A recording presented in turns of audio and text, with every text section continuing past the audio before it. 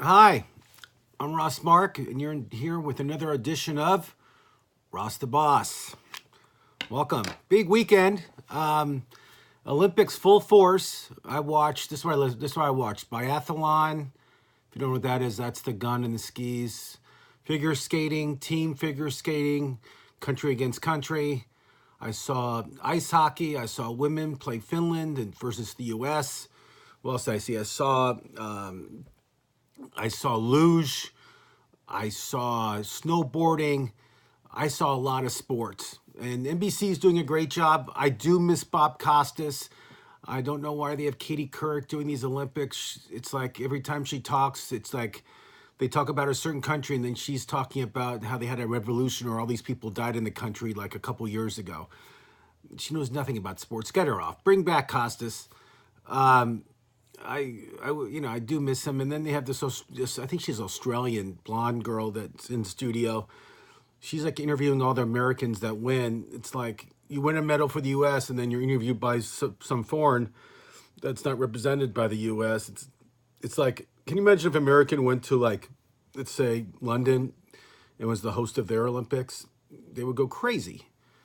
I don't know. I just think it's kind of weird having a girl I'd never seen before host the in studio show with all these Americans who win.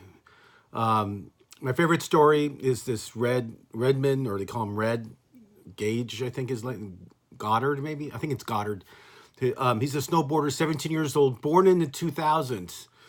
He first Olympic athlete ever to win a gold medal or a medal at all that was born in the 2000s. This kid is from Colorado.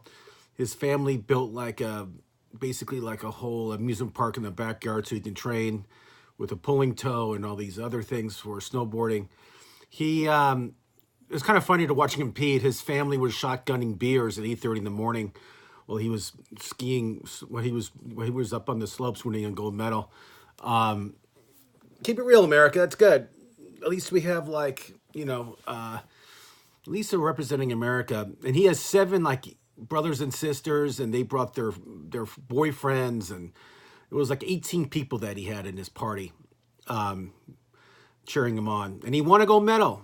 And I think he competes next week, so he's coming back to the States to do some shows, and he's going back to Korea to compete in another snowboarding event. But congratulations, Red. You did a great job. What else is going on? We got NBA, Celtics, Cavs in Boston. The Cavs went to Boston with their new team that LeBron and the GM kind of put together the past week, and they just destroyed Boston. Bravo, LeBron. Good job putting that team together. They'll compete. They'll be good. Beware East. Cleveland's back. They got some new people that can play. It's going to be good. Really good for Cleveland. They're my new favorite in the East now because of all the trades. Talking about trades, Cubs signed Darvish, like 130 million for like 4 or 5 years, some crazy amount. He stunk during the playoffs for the Dodgers, just so you know. I know he's an all-star. It's a lot of money to give up, but there's only like 5 or 6 teams that can afford these salaries. Jake Arrieta for the Cubs supposedly is going to sign with Washington Nationals. No surprise. They have tons of money. I get it. Oh God, my camera's kind of messed up. I get it. It's all good. College basketball. Wow, Virginia lost to Virginia Tech. AP poll comes out. Virginia's number 1 after they lost the last game, and they were like number 2 last week, or 3, something like that. Michigan State's 2. They deserve it. They had a big win against Purdue. Purdue dropped. Xavier's number 4. Cincinnati's 5. My new number is 2 teams from Cincinnati. So my top 4 right now, Michigan State looks great, even though some chaos will happen soon there. Then we got Virginia. I like. They only have 2 losses. They're good. Then I'll take the 2 Cincinnati teams. Xavier, it's a small Catholic school in Cincinnati, and University of Cincinnati. They're playing great ball too. They haven't lost in a while. Those are my top 4 right now. I know you don't agree. Ross the Boss was on fire. He got one loss during the weekend. He bet against his alumni, Arizona State.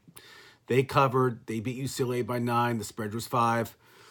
I can't get them all right, but I'd rather lose that way than lose to like have Arizona, whatever. But Arizona covered, and the Heat covered, and a bunch of teams covered.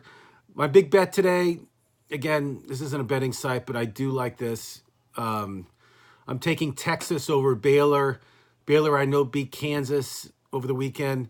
Huge win for them. Texas plays a lot differently at home. They're unbelievable at home. They stink on the road. We're taking Texas. We're giving it 2.5 points. You guys will thank me tomorrow, like usual. And that's my report. Keep on watching the Olympics and keep on watching Ross the Boss.